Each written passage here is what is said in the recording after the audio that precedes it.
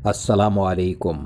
हमारे चैनल पर ख्वाबों की ताबीर मुस्तनद तहकीक और इस्लाम के मुताबिक बयान की जा रही हैं। अगर आपने हमारे चैनल को अभी तक सब्सक्राइब नहीं किया है तो सबसे पहले हमारे चैनल को सब्सक्राइब कर लीजिए। आज जो मैं ख्वाब आपके लिए लेकर आया हूँ, ये ख्वाब है सूरह अल-क़लम। सूरह अल-क़लम को ख्वाब में पढ़ने के मुताल्लिक़ एक ख्वाब और उसकी सच्ची 3 ताबीरें। हज़रत इब्न सिरीन रहमतुल्लाह अलैह फरमाते हैं कि ख्वाब में देखे कि सूरह अल-क़लम पढ़ता है तो दलील है कि खैरात और सदका देने को पसंद करेगा।